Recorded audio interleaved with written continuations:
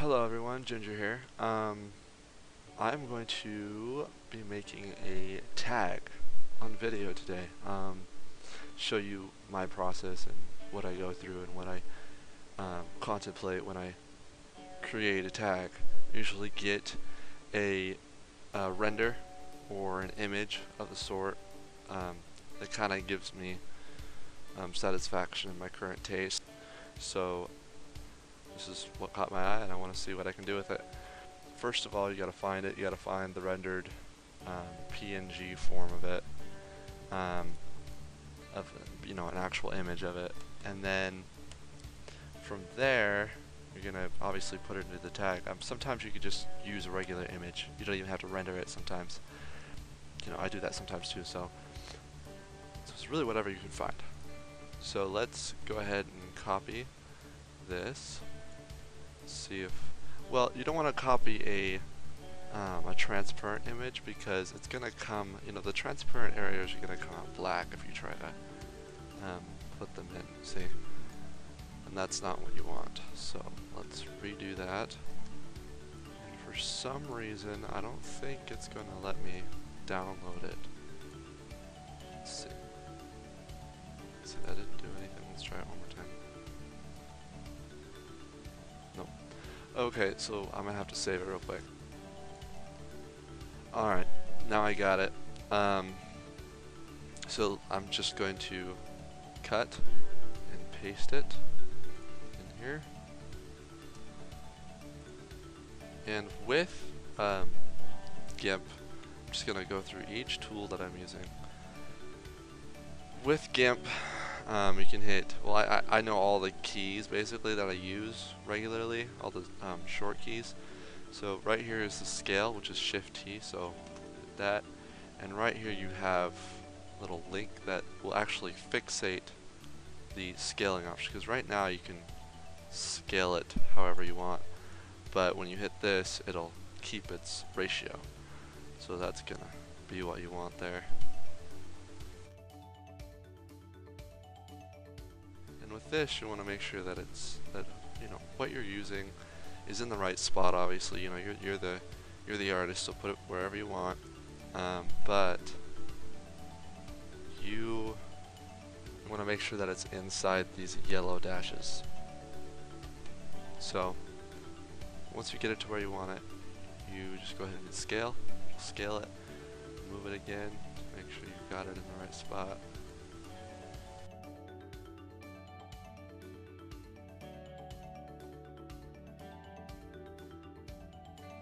Alright, so I'm not going to do any sharpening right now because I would like to sharpen it as a whole image before. So I actually want to make this background black, so let's go to this, which is the bucket fill tool. You can hit Shift B for shortcut, which is what I did. And then, of course, what you're going to have at first if you freshly downloaded installed GIMP, it'll probably have this first. Or something of the sort. Yeah, probably this. What I do is I use this because it just gives me a whole visual representation of all the colors and their saturations and shades and stuff. So just go all the way to black, give it a black background, and then I'm going to search for a stock. Just give me 1 second. I'm actually going to search for a galaxy stock because this kind of looks more like a galaxy related render. Either that or I will do fire because fire is red and it would work with this side right here. So one of the two.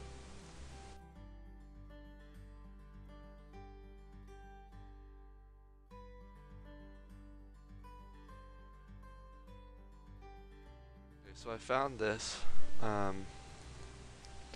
I'm going to see if I can rotate it and scale it to make it fit the way I'd like it to. Oh, I wanted to talk to you about flow first. So every position or every every image has its own flow based on where the objects are placed. So with this, it has a little bit. Here, let me change my brush real quick.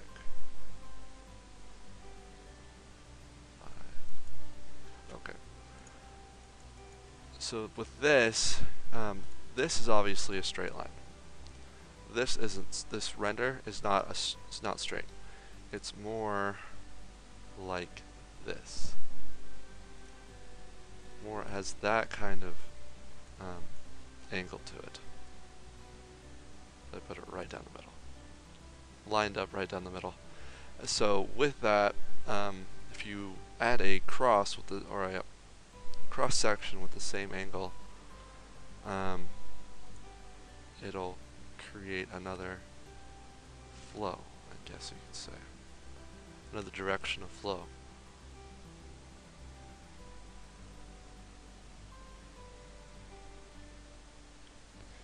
And then right along with every other object, like these arms will show like that, this will go like this, and then right here, these sides right here will go like that, like that. So really, what you're going to want to do with the flow is you're going to want to change the color here. You're going to want to make sure that the flow runs along these lines somehow. You know, this and along here or something like that. Just whatever feels right. But I generally go off the lines of either the angle or other objects in the picture.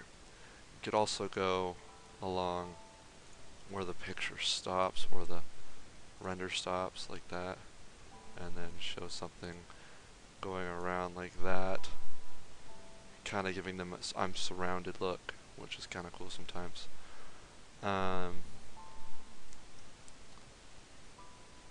Or you could just give something, you could change this angle to fit, to kind of stay in that center and create something along these lines. Because I don't know, it just, I can't really understand it. It's just what I've come to learn when I've been designing so many tags. It's just, that's one flow that might be possible, because when you have something down here and you want to bring it up this angle, it's not going to look good doing that. So you're going to want to either bring it up like this and then over, like up here and then over this way, and maybe like that. Then that, I think that would work. Or just something that comes up like that, which would follow this flow right here, just over to the opening right here, kind of like, oh, like light shining up like that. Where else could it be here? You know, you could have a glow down here, have it shine from here, have some particles running up like that, have it shine here and here, and have it run up, you know, these flow lines right here, and just kind of do that. And when it's random, like when you have a stock like this guy, and there's a lot of different random particles around, then kind of have to be a little bit more creative with those, because those aren't going to go where you want them to, and it's kind of hard to move them around to get to that point unless you erase everything but that. So I mean, I just go off of the objects to see where it really flows, and I've, as you can see, I tried to give you guidelines, show you where I kind of read it. But from then on, I'm going to create this this tag. So I will just continue on, and I will, hopefully I catch on to some other other rules, I guess, other guidelines that I can kind of touch up on. So just go ahead and watch me do what I do.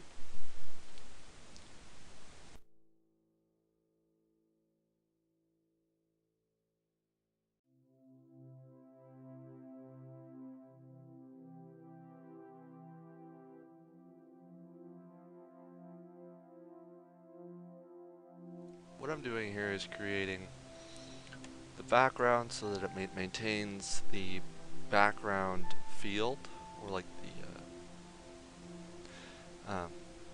so that it doesn't, so I guess it stays as a background atmosphere, so it gives more depth.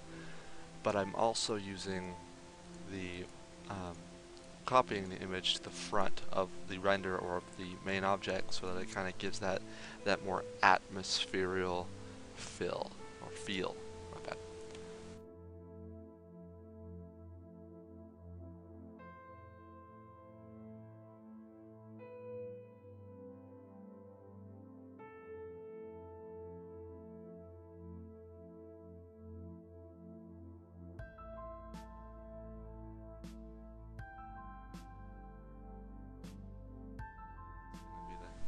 Gonna have to be the one.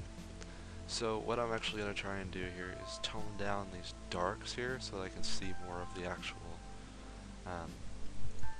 render. Go to colors, curves, and here you control the dark and the light very distinctively.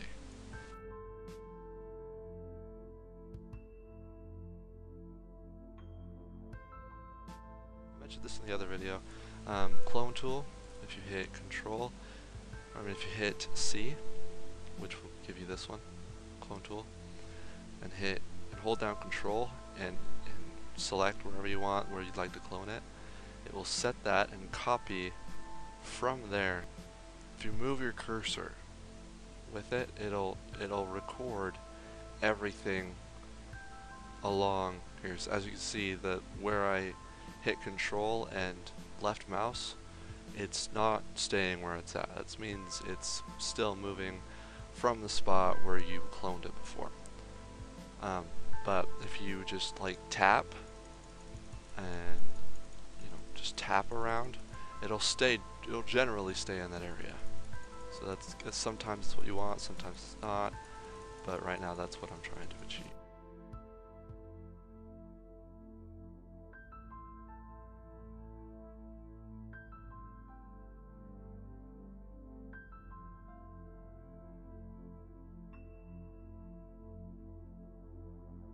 So there's that.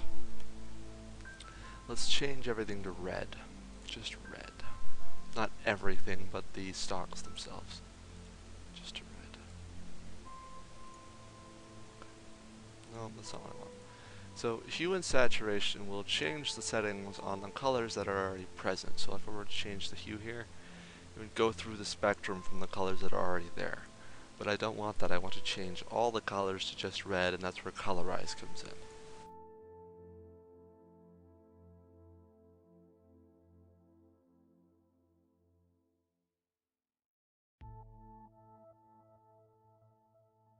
Thing. You have to kind of read the render. Like for this render, the red is only on this side. I think, if I remember correctly, the term is composition. But the red is only on this side, so that's really the only place you want a source from. So I may just remove this side because I don't think that's what I want there.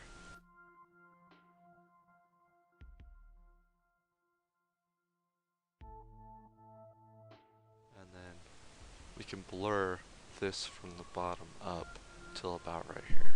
So I'll show you how to do that. So what you do is you create a selection gradient that you're going to want to select and blur in that area. You'll know what I mean when I do it. So just one second. I always make sure that I have the FG to transparency or transparent selected, because I don't really use anything else. And then another tool that I showed in the last video I did, I right clicked and hit alpha to selection, and I said that with that it will select all of the pixels within that layer, no matter what gradient or what opacity it is. So hit alpha to selection, and then I'm going to blur this right here by going filter, blur, Gaussian blur. or Gaussian blur, whatever.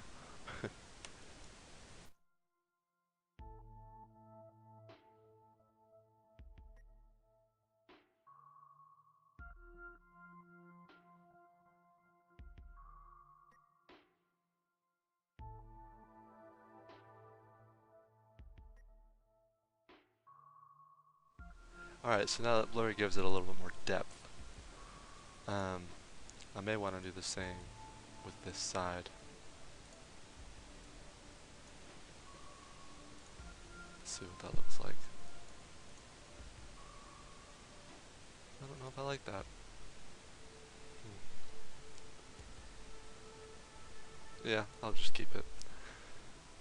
I tried that because right now it isn't realistic. This background isn't realistic because this seems to be a part of this as well, so it should be in the same blur. But I'm just gonna make it so that it isn't, kind of, I guess, because this can be farther away. It could be, and this could be closer, or almost right next to her. So, giving this a hint. But yeah, so there's that. I don't know if there's anything else I really want to do. I'll just add more of a shine. I really think that's it. I don't know if I can do anything else without over cluttering it. So that's another thing. You want to make sure that you don't over clutter your tag or design or whatever you're doing. And it'll look terrible because you're. It's kind of hard to explain. You're overdoing the like. I guess if you looked at it like this, if you look at a like a design with a bunch of different colors everywhere, if they were more spread out, it wouldn't look as bad as if they were all super close together and really cluttered. So I don't know. You just don't want too much in your tag. Just you'll get used to it, or you'll get a feel of what's too much and what's too little. As you do tags, I might not even know what's too little.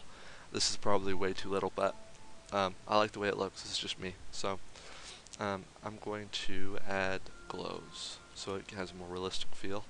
So I'll just go to the gradient, which is keystroke L, and then hit radial. Either that or just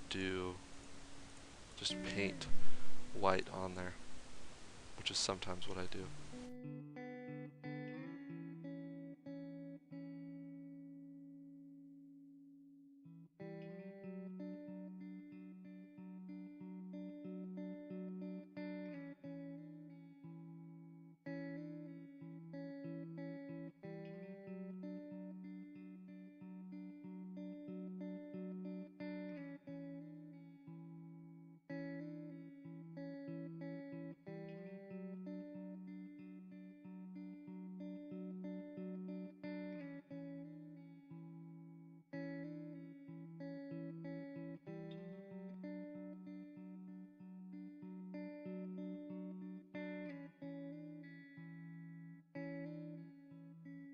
GIMP has this awesome tool from which you can remove a color out of any image in just that color and nothing else. It's kind of hard to explain. I'll have to show it to you. But it doesn't affect any other colors but only that color throughout the whole image. It's really cool. See that? That's just an example. That'll take out the white, but I don't want to take out the white, I want to take out the black. So let's go with black. And now it's just going to leave the color and whites.